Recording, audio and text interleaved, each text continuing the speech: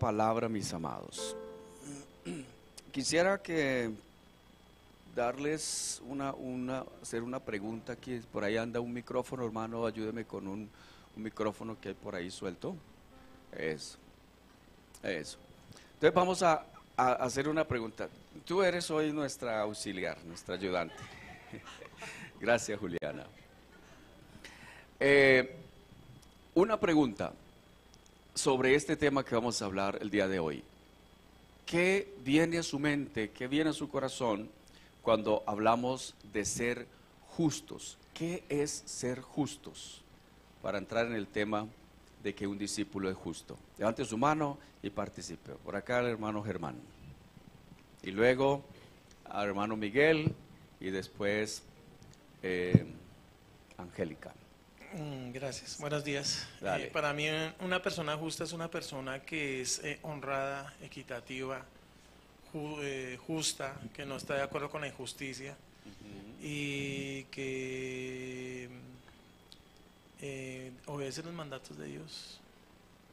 Bien, equitativa, honrada. Bien, gracias. Allá el hermano Miguel, también hermana Angélica y después la hermana Teresita levantaron su mano. Hermano Miguel.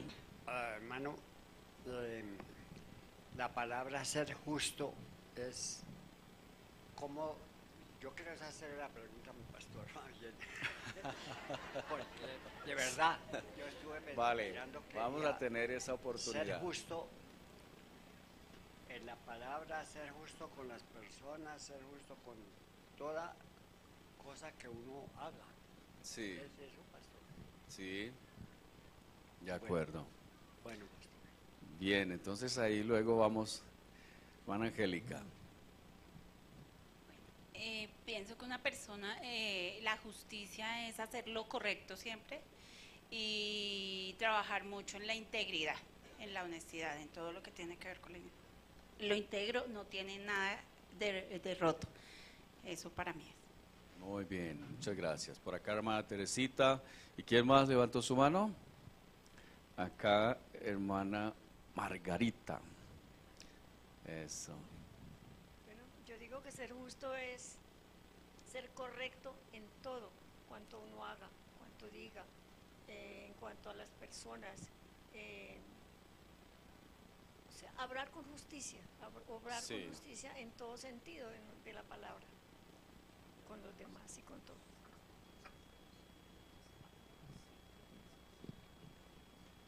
Buenos días. Pues para mí una persona justa es una persona que ha sido presentada ante Dios por Jesús, Sí. porque creyó que Él nos salvó y como tomamos hoy la cena, dio su vida y su cuerpo por mí. Muy bien, bien. Ser equilibrado, dice el hermano Hernando. Muy bien, ¿listo? Dejemos entonces por ahí, hermanita Ruth. Obra bien, guardando los preceptos de la palabra de Dios. Bien. Gracias, señora. Para mí ser justo es que reconoce a Jesús como Salvador.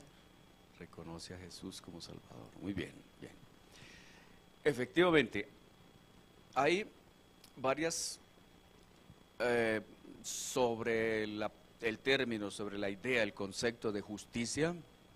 Hay una cantidad enorme de información en la Biblia, ¿sí? De hecho, hay una Biblia que se llama Biblia de la Justicia de Dios. ¿La conocen? Bien, entonces, ¿qué hace esa Biblia? Enfatiza ese concepto teológico de la justicia de Dios. Vamos a arrancar por un pasaje, vamos a ver varios, pero vamos a mirar uno que me parece es clave y luego vamos a tratar de responder a varias preguntas, porque así como el hermano Miguel dice, y hay tal vez algunas ideas, algunos textos de la palabra que llegan a su corazón con esto, ¿no? Por ejemplo, dice la Biblia, no hay justo ni aun uno, ¿verdad? No hay justo ni aun uno. Pero entonces frente a esa realidad vamos a ver cómo es que sí llega a haber algún justo, ¿sí? Es por eso que se presentan esa clase de interrogantes. Y obviamente, mis amados, de una verdad, de un paradigma nosotros arrancamos, y es que la Biblia no se contradice, ¿sí? Para nada. Podemos contradecirnos nosotros en la interpretación o a veces hasta en la comprensión de la Biblia, pero la Biblia no se contradice. Por ejemplo, les cito un ejemplo. La salvación es por la fe, ¿ves? Y eso lo enseña en el Nuevo Testamento el apóstol Pablo. Pero cuando se lee la carta de Santiago, dice que muéstrame tu fe sin obras, yo te muestro mi fe por las obras, ¿ves? Y pareciera que hay una contradicción porque dice en Romanos y en Gálatas que la salvación es por fe, no por obras. Y a veces la gente entra en una confusión con eso, pero hay que hacer las aclaraciones. Uno es lo que está hablando el apóstol Pablo en Romanos sobre que la gente no se salva por obras porque se habían apoyado en las obras de la ley. Pero de la fe que está hablando el escritor Santiago, él está hablando de alguien que es creyente, cristiano ya, pero tiene que ponerle, decimos así, paticas a la fe, o su fe debe demostrarse con algún tipo de fruto. Entonces son cosas diferentes, ¿vale? Entonces, vamos a comenzar con Mateo, en el Sermón del Monte, Evangelio de Mateo. El Señor Jesucristo dio, y esta se ha convertido en una de las frases probablemente más conocidas, en el versículo 33, Mateo 6:33. Si usted lo tiene allí, ¿qué dice? O sea, se lo sabe tal vez de memoria.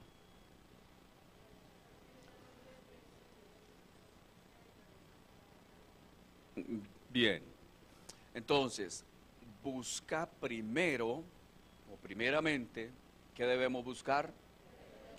El reino de Dios, el reino de Dios. Y le anexa al concepto de reino de Dios, ¿qué debemos buscar? Su justicia, es decir, que hay una justicia en el reino de Dios. El reino es de Dios y la justicia también es de Dios. Y Dios es justo. Y lo va a decir la palabra en muchos sentidos. Entonces, busca primero el reino de Dios y su justicia. Y luego está la frase, pues que la comprendemos como una promesa. Y dice, y todas estas cosas os serán añadidas. Hay algo que se le da como consecuencia a que nosotros como cristianos busquemos el reino de Dios como prioridad, por eso es la palabra primeramente, y busquemos su justicia. Y si lo hacemos así, entonces probablemente el resto de peticiones que tengamos pues van a venir como añadidura. ¿De acuerdo?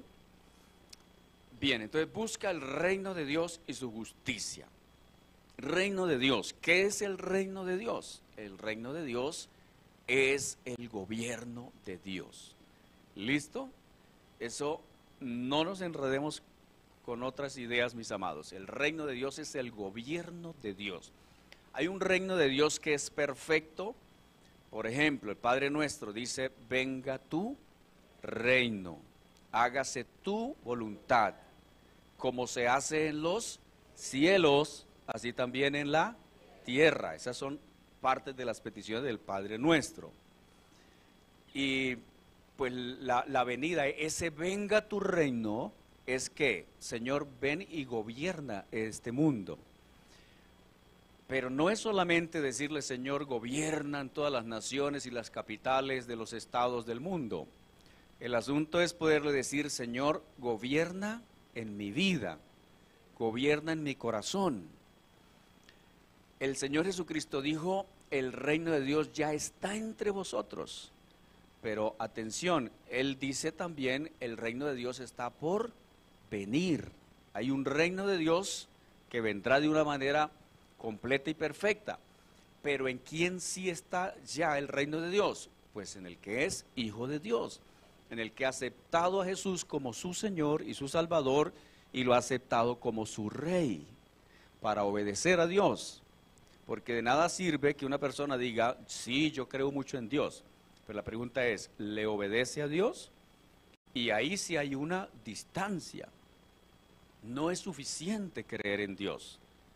Aún los demonios creen y tiemblan, pero ¿agradan al Señor? No, son rebeldes. Exactamente. Entonces, el reino de Dios y su justicia, Primera razón de por qué nosotros debemos, o un discípulo debe buscar la justicia de Dios o debe procurar ser justo. Vamos al libro de los Salmos, Salmo 116. ¿Qué dice allí la Escritura?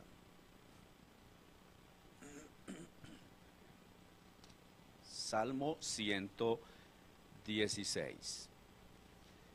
Esta es una primera razón de por qué como discípulos debemos buscar el reino de Dios y su justicia. Dice, el versículo 5, ¿alguien lo puede leer? ¿Cómo dice?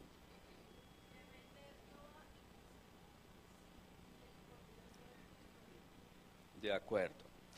Entonces, clemente es Jehová y justo,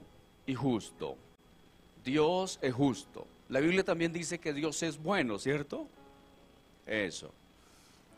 Y según lo que el Señor Jesucristo nos enseñó, Él nos manda a imitar a Dios como nuestro Padre. Eso es claro, ¿cierto? ¿En qué podemos nosotros imitar a Dios? Pues obviamente no vamos a imitarlo en que podemos crear como Dios crea. No, en eso no. No podemos imitarlo en estar en todas partes como Dios está en todas partes. Tampoco lo podemos imitar en saber todo lo que Dios sabe, o en ser eternos como Dios ha sido eterno. Disfrutamos la vida eterna como una concesión que el Señor nos ha dado. Pero ¿en qué nos llama a que lo imitemos? Pues en los atributos morales de Dios, como esos. Dios es bueno, quiere que sus hijos sean buenos. Dios es justo, quiere que sus hijos sean justos. Dios es clemente, Dios es piadoso, quiere que sus hijos seamos así. Entonces la primera razón de por qué un discípulo debe ser justo es para imitar al Padre. Amados, esa relación y la forma como Dios se ha mostrado como Padre nos pone en una perspectiva muy especial. O sea, es una relación fraterna o filial con Dios, de familia. Yo creería que todos los papás quieren que sus hijos los imiten. ¿Qué opinan ustedes? Exacto. ¿Y qué es lo que ocurre cuando uno hace una afirmación como esas? Inmediatamente nos ponemos frente al espejo de nuestra moral o al espejo de la palabra. Si yo quiero que mis hijos me imiten, ¿cuál es mi responsabilidad inmediata? Tengo que ser buen ejemplo. Ese es el tremendo desafío. Porque si uno no le puede decir a sus hijos, hijos, imítenme a mí. Ahora, uno reconoce y sabe que tiene errores, ¿verdad? Que falla y que hay cosas en las que estamos en el mismo proceso de perfeccionamiento. Y vuelvo y digo, ese es nuestro gran desafío, pero a ver, un padre sí quiere que sus hijos lo imiten. Cuando reconoce que tiene falencias y que tiene asuntos por resolver, pues en aquellas cosas que el papá es débil, espera que sus hijos incluso lo superen, que sean mejor. Pero el asunto es cuando hay un conflicto moral y entonces si el papá dice mentiras, ¿cómo le dice a su hijo que no diga mentiras? ¿Ya? Ahí está el gran problema. Si nosotros no pagamos nuestras deudas, se le está enseñando a los hijos, que son los más cercanos, pues a que no paguen las deudas. Si una persona usa un mal vocabulario, ¿qué cree que van a hacer los hijos? Igual o peor. ¿Por qué, mis amados? Porque el corazón del ser humano tiene esa tendencia natural a hacer lo malo. ¿Ves? Entonces nos está diciendo, bueno, busquen el reino de Dios y su justicia. Y la primera razón es porque Dios es justo. Y esto va a aplicar, es una dinámica que aplica siempre el Señor en su palabra. Y lo digo siempre. Mire, Dios no nos va a pedir que hagamos algo que Él no sea o que Él no haya hecho. Dios no le pide a sus hijos algo que sea imposible de hacer. Si Él dice sean justos, es porque Él es justo. El salmista así lo reconoce, Dios es clemente y Dios es justo. Y vuelvo y digo, amados, hay cualquier montón de textos de la palabra para ver esa realidad. Dios es justo. Bien, ahora quiero que veamos la relación que existe entre la justicia del discípulo y la adoración. ¿Por qué es importante esto? Y ahora quiero que mire el libro del profeta Miqueas, del capítulo 6.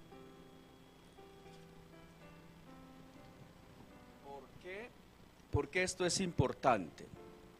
Bueno, este año, amados, usted probablemente lleva un buen tiempo viendo estos recuadros, ¿cierto? Servicio, adoración, discipulado, compañerismo, evangelismo. Y ahí andan. A lo mejor a usted le dice algo y de pronto tal vez no tanto. Pero ¿qué ocurre? Ya desde hace bastantes años, un pastor Rick Warren, escribe sobre la temática de los propósitos de Dios. Y la verdad, ha sido muy revelador lo que Dios le ha dado al pastor Rick Warren sobre ese tema, el propósito de Dios. Se pregunta, primero, ¿para qué existimos nosotros, el ser humano? Pero también luego habla del propósito de la iglesia. Y lo recoge en estos 5 propósitos. Fuimos creados para adorar a Dios. Fuimos creados para tener compañerismo. Fuimos creados para servir a Dios, para ejercer un ministerio. Fuimos creados también para ser portadores de buenas nuevas, para el evangelismo. Entonces, la pregunta que viene, porque todo esto no es simplemente que surja porque sí, no, es resultado de todo un análisis bíblico. El profeta Miqueas está haciéndose una pregunta sobre la adoración. Quiero que leamos en el capítulo 6. ¿En qué contexto dice lo que dice? Leamos desde el versículo 3, 6:3. Dice, pueblo mío, ¿qué te he hecho o en qué te he molestado? Responde contra mí. Porque yo te hice subir de la tierra de Egipto y de casa de servidumbre, te redimí y envié delante de ti a Moisés, a Aarón y a María. Pueblo mío, acuérdate ahora qué aconsejó Balac, rey de Moab, y qué le respondió Balaam, hijo de Beor, desde Sitín hasta Gilgal. Está rememorando un acontecimiento histórico que había ocurrido en tiempos de Moisés. Pero dice esta frase ahí antes al acabar el versículo 5, dice, para que conozcas ¿qué cosa? Eso, para que conozcas las justicias de Jehová. Interesante, ¿no? ¿Cómo vamos a conocer las justicias de Jehová?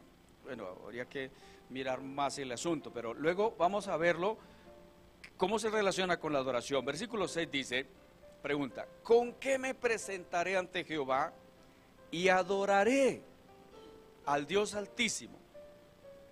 Una pregunta muy válida y todos nosotros es importante que de vez en cuando nos hagamos preguntas, amados.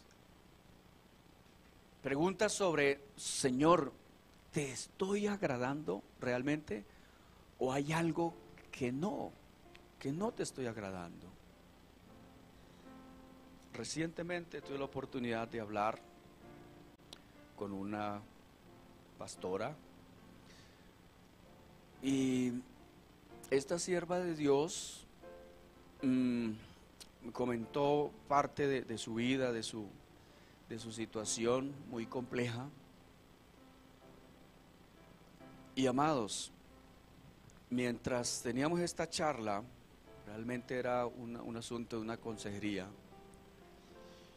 pudimos descubrir una cuestión, que es lo siguiente. Mira, cuando una persona empieza a distanciarse de Dios, y ojo que estamos hablando entre pastores, cuando alguien comienza a dejar de orar, o cuando un pastor comienza a dejar de leer la Biblia,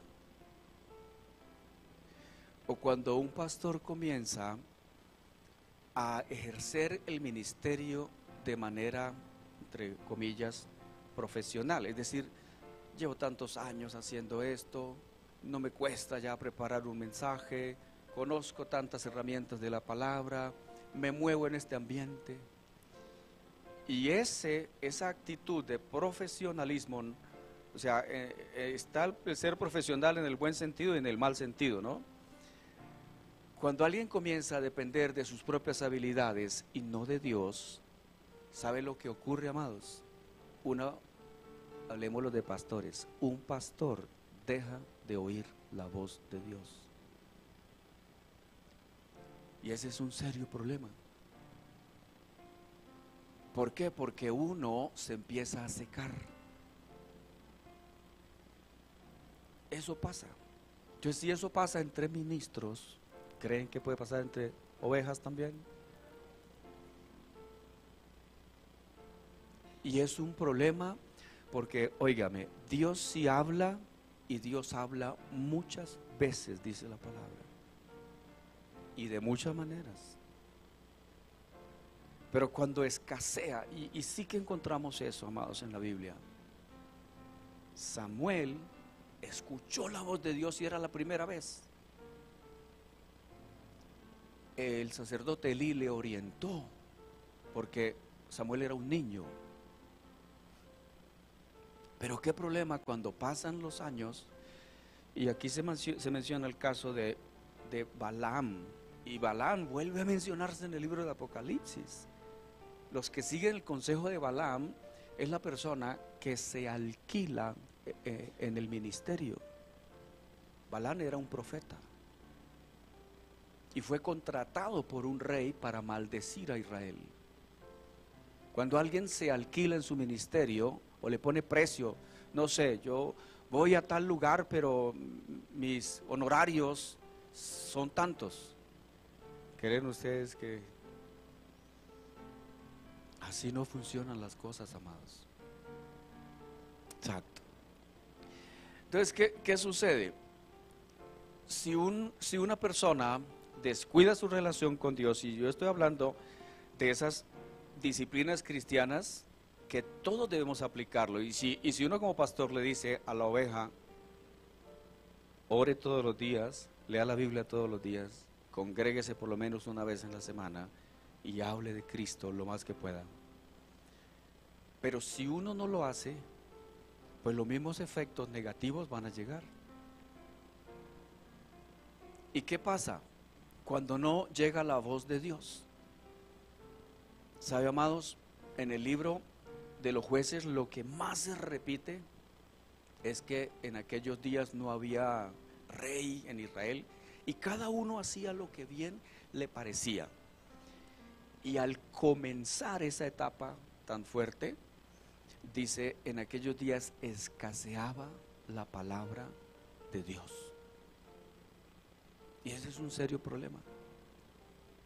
Cuando la palabra de Dios escasea, amados, en una iglesia, en un púlpito, en la vida de un ministro o en la vida de un cristiano, es un problema.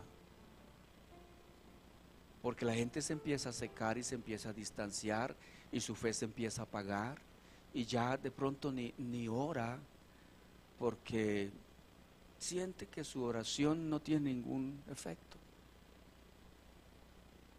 Aquella persona con la que hablaba, amados, me decía de sus pecados, ¿sí? De sus pecados. ¿Y en qué sentido lo decía? Me dijo, mira, escuché una predicación por internet y le escribí a ese pastor de otro país. Le dije, mira, me pasa esto y esto y esto y esto. Y ese pastor le dio una respuesta tan específica sobre su problema que esta persona me decía, estuve toda una tarde llorando y pidiéndole perdón a Dios. ¿Sabe, amados? Cuando una persona deja de oír la voz de Dios, mire, cuando tiene pecados no confesados. ¿Usted cree que es lo que dice David? Señor, perdóname mis pecados y aun aquellos que me son ocultos. ¿Y por qué era tan importante eso que me estaba comentando aquella persona, amados? ¿Por qué? Porque le dijo de cosas que ella, sin haberle comentado, se las mencionó. O sea, Dios usó a ese pastor desde otro país para hablarle. Es el amor del Padre para que nosotros no andemos en este mundo por ahí al garete, como ovejas descarriadas. Porque, amados, Dios al hijo que ama disciplina. Y esos pecados por allá escondidos. Lo más precioso que me decía esta persona es, después de ese día he tenido un gran descanso, un gran alivio. Y creo que muchos de nosotros necesitamos eso. Porque sí hablamos de ser discípulos y discípulos justos. Busca primero el reino de Dios y su justicia. ¿Por qué? Porque Él es justo como mi Padre, pero ¿por qué más? Por causa de la adoración. Óigame, Jesús dijo que el Padre busca adoradores.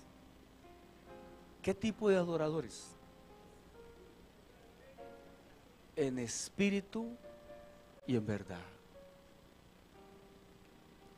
Entonces, el profeta que está aquí en este pasaje de la Escritura está diciendo, ¿cómo vengo yo y me presento delante del Señor?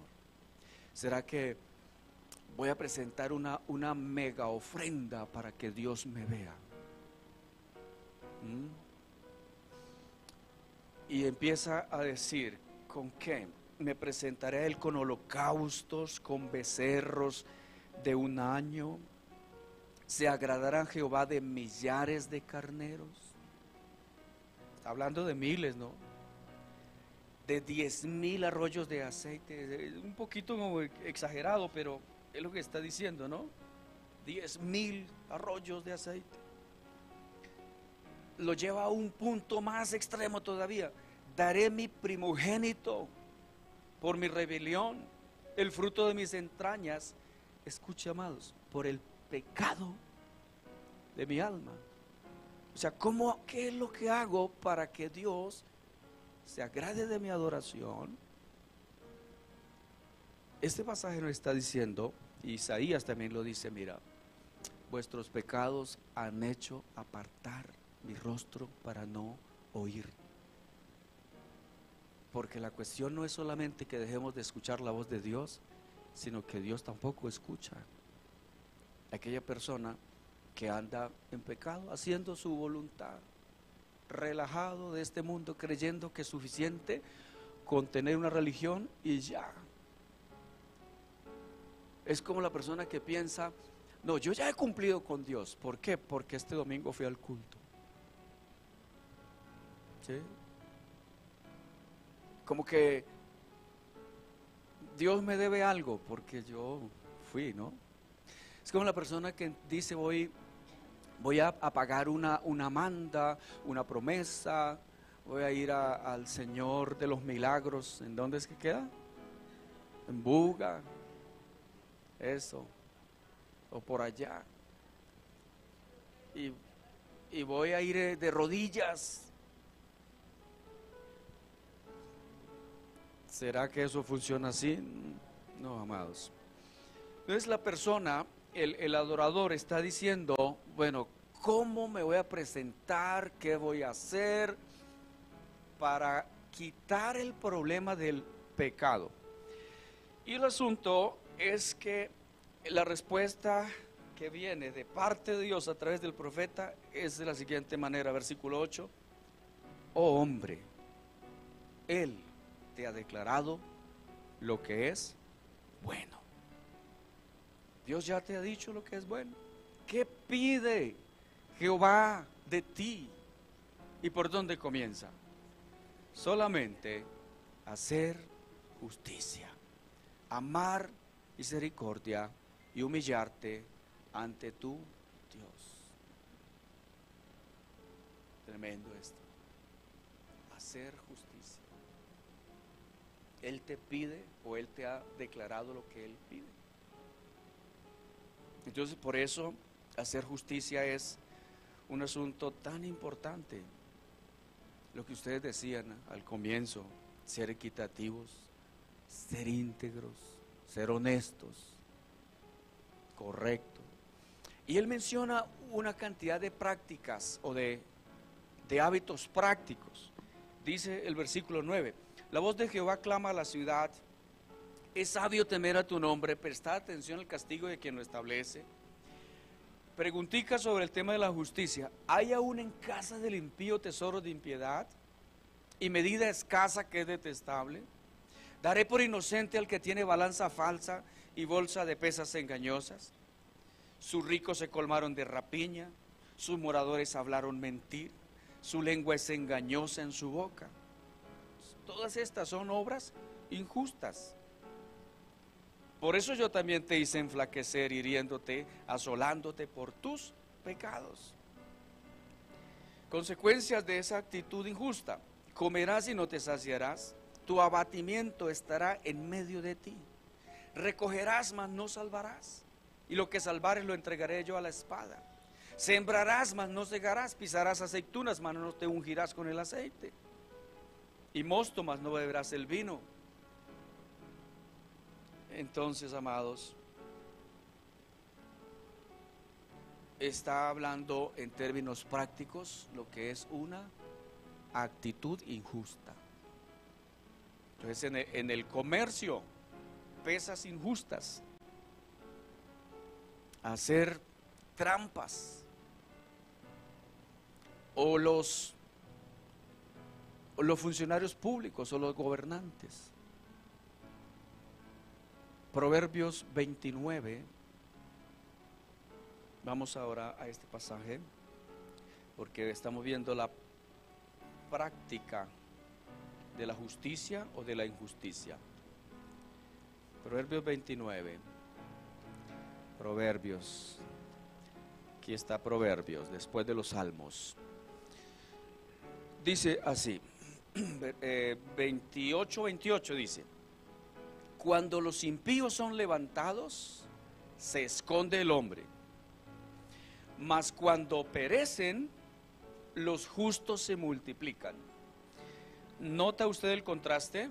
Impíos versus justos. Si los impíos se levantan, el hombre tiende a esconderse. Cuando se quitan los impíos, entonces ¿qué pasa con los justos? Se multiplican.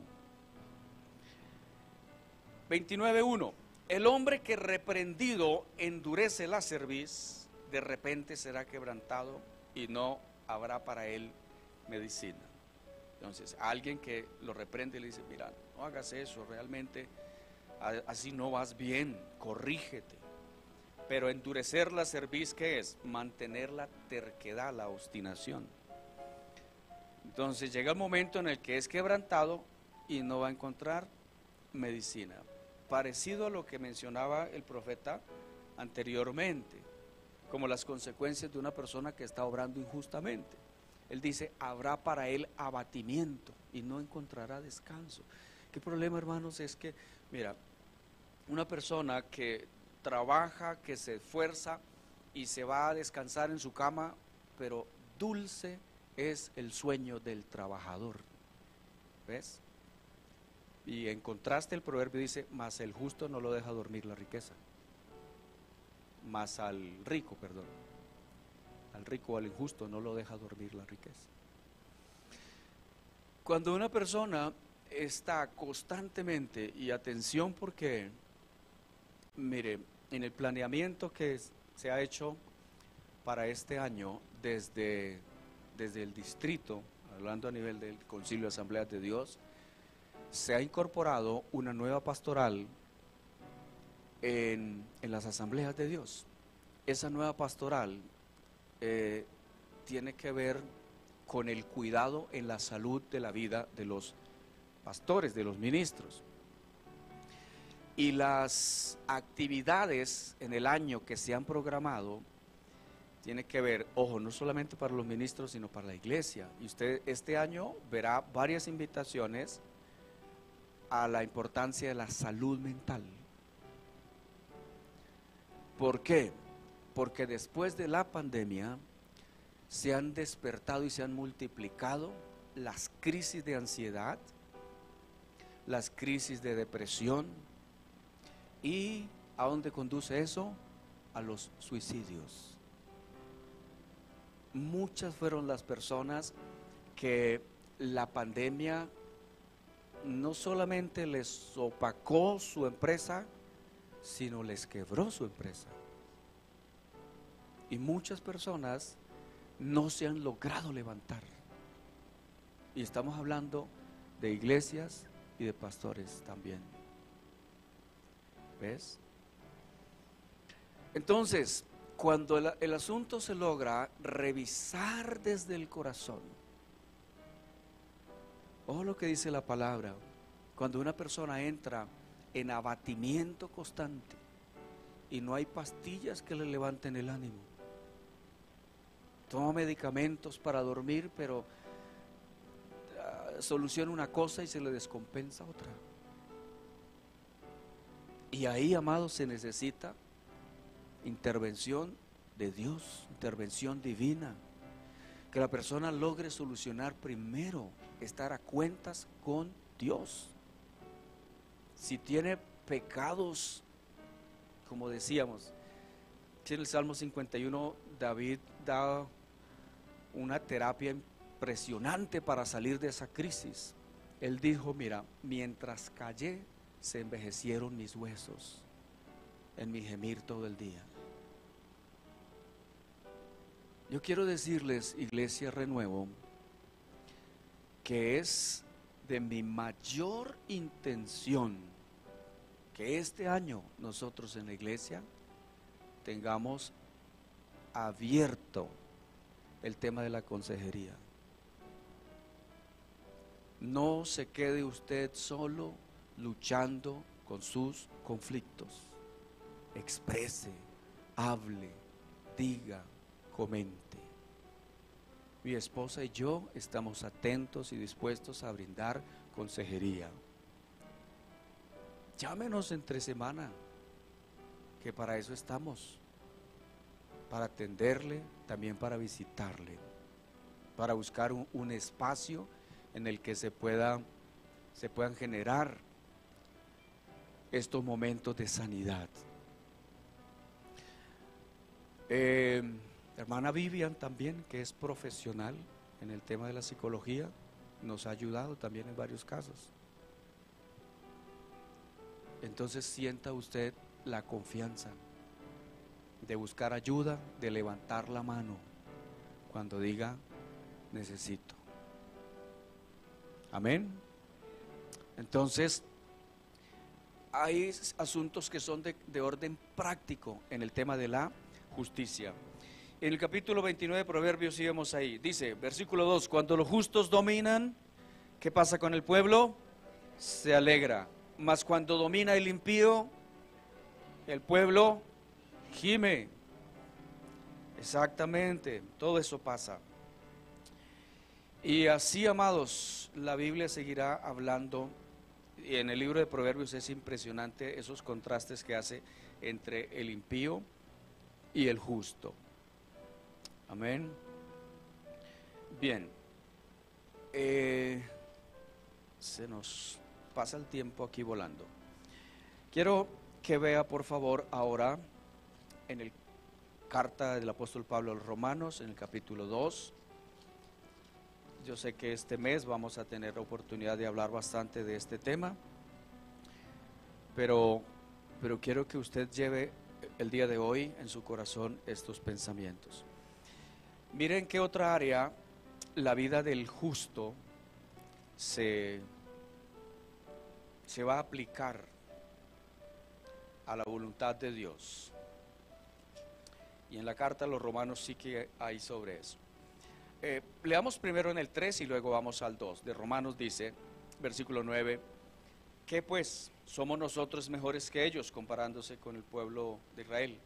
En ninguna manera, pues ya hemos acusado a judíos y a gentiles que todos están bajo pecado. Como está escrito, no hay justo ni aún uno.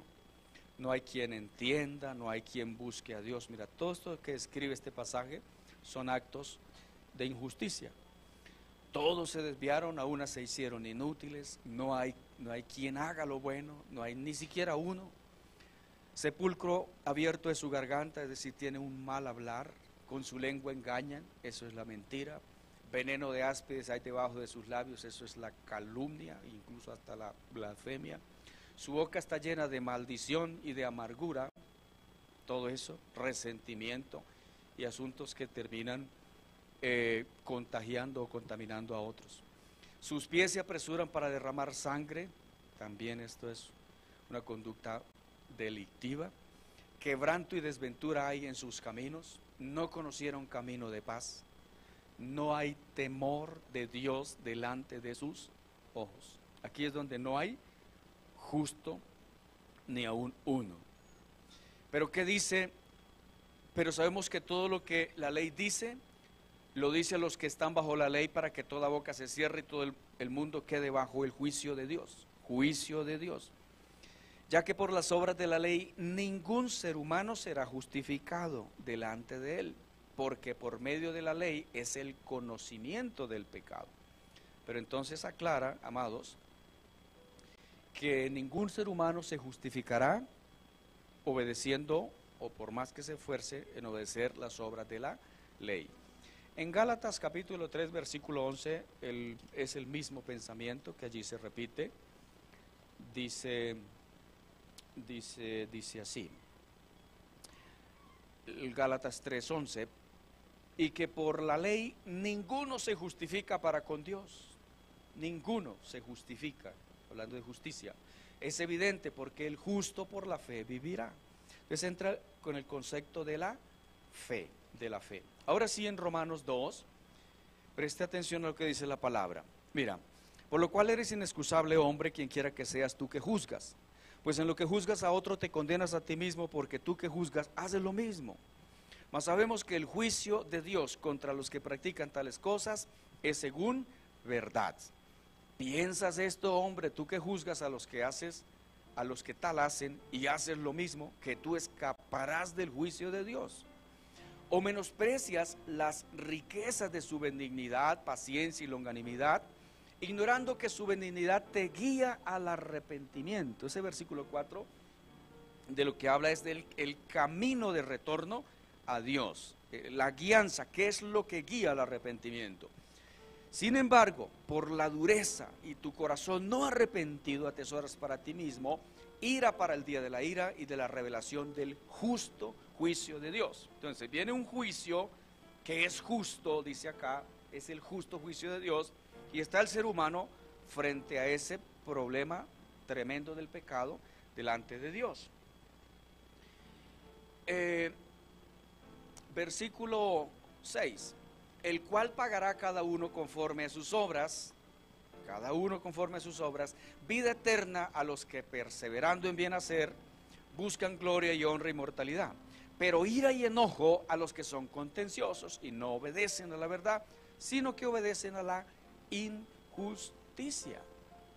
Tribulación y angustia sobre todo ser humano que hace lo malo, al judío primeramente, también al griego, pero gloria y honra y paz a todo el que hace lo bueno, al judío primeramente y también al griego, porque no hay excepción de personas para con Dios. Todos los que sin ley han pecado, sin ley también perecerán.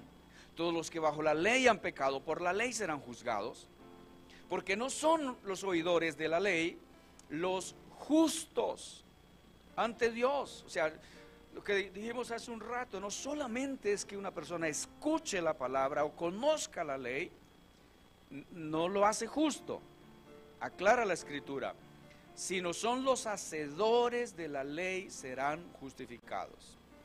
Porque cuando los gentiles que no tienen ley hacen por naturaleza lo que es de la ley, estos aunque no tengan ley son ley para sí mismos, mostrando la obra de la ley escrita en sus corazones, dando testimonio a su conciencia o acusándolos o defendiéndoles sus razonamientos. Cuando el día en que Dios juzgará por Jesucristo los secretos de los hombres, conforme a mi evangelio. Bien, entonces, un discípulo es justo. Primero, porque imita a su Padre que es justo. Segundo, porque tiene una responsabilidad con la adoración. Con la adoración. Tercero, esa justicia se va a expresar en actos prácticos. No es algo que queda por allá en el éter. No, es una cuestión que aterrizamos en la vida práctica. En lo práctico se debe reflejar la justicia. Desde, en serio, si usted ve que a alguien se le cae un billete de 100,000, no diga, uy, Dios, cómo me ama. ¿Cuál es su deber?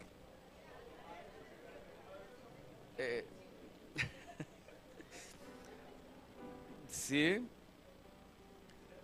Ese es el asunto.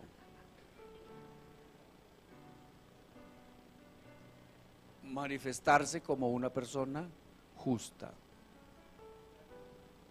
en cada detalle de la vida. Pero en este sentido, amados, recordemos que nuestra justicia va a ser expuesta delante del juicio de Dios.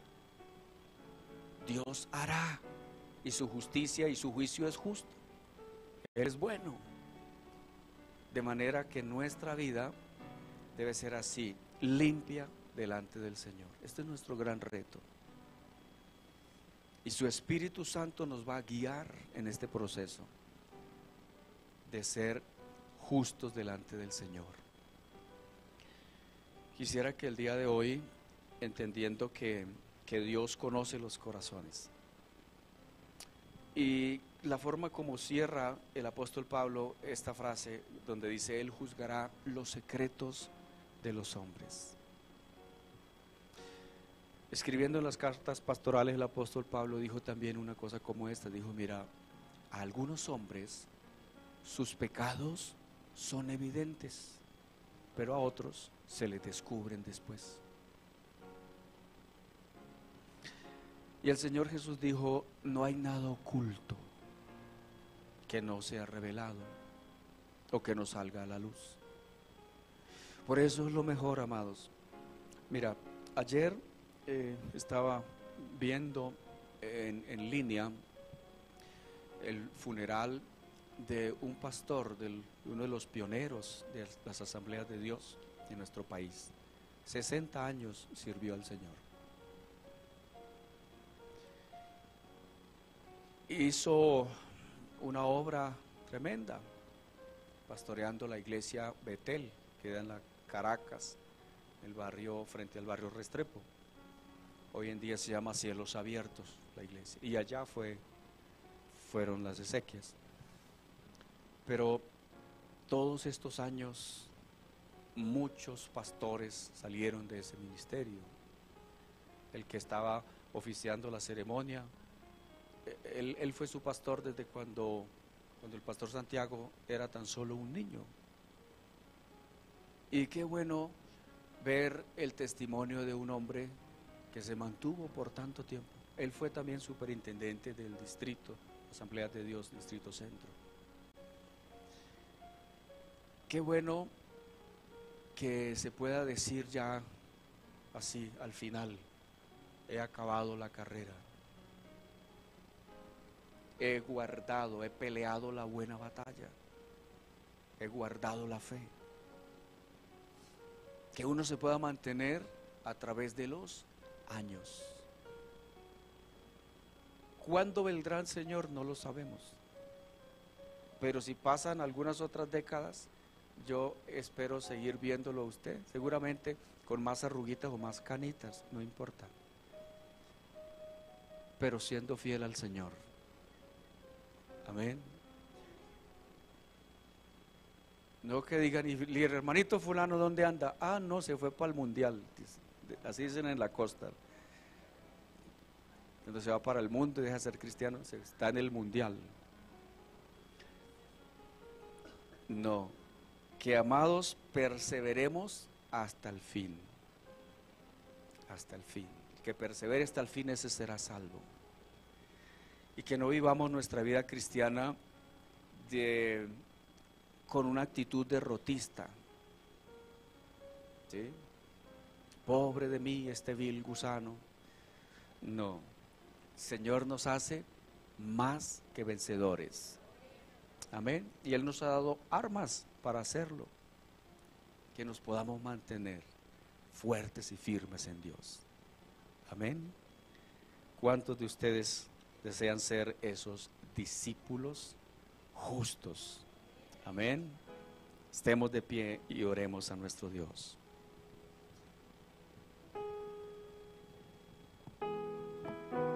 Amado Señor, te damos muchas gracias. Tu palabra, Señor, es fiel y es digna de ser recibida por todos. Señor, tú buscas de nosotros siempre lo mejor. ¿Qué pide Jehová de ti? Solamente hacer justicia. Y eres tú, Señor, el que nos capacitas para ser justos.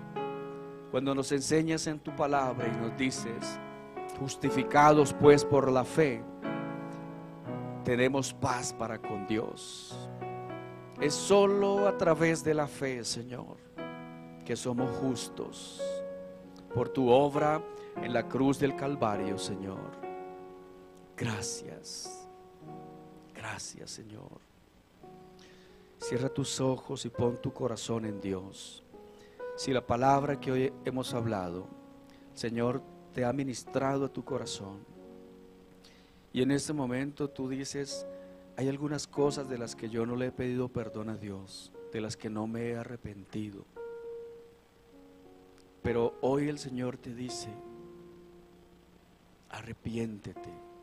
Te dice: vuélvete a mí. Te dice: conviértete.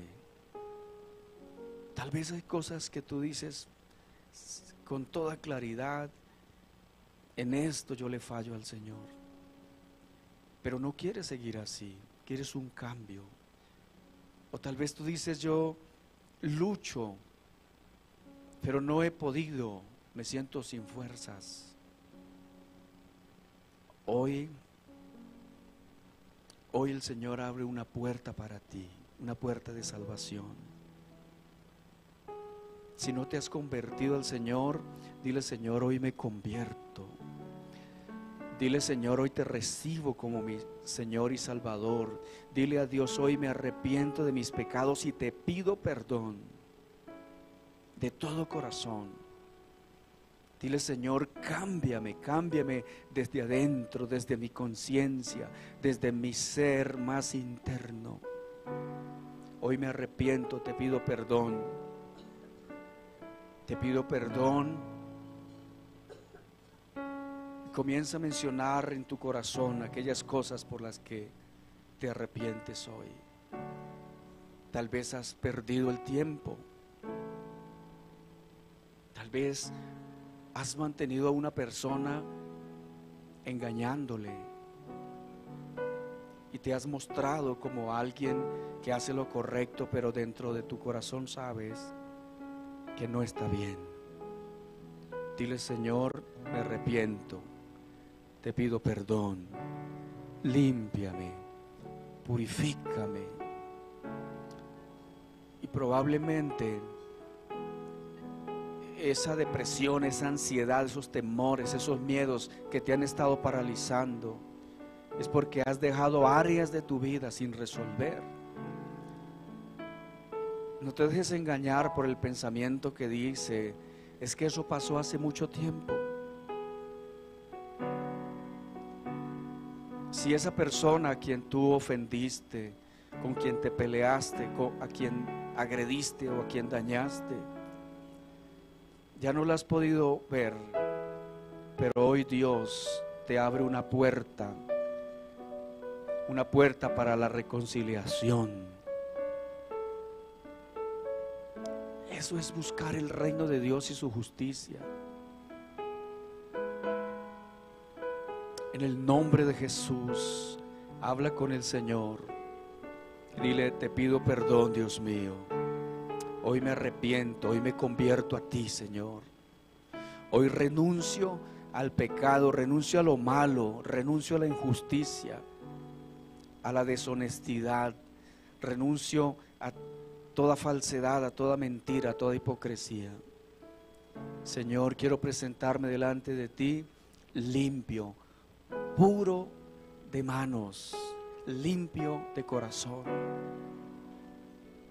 Quiero levantar mi alma a ti, Señor.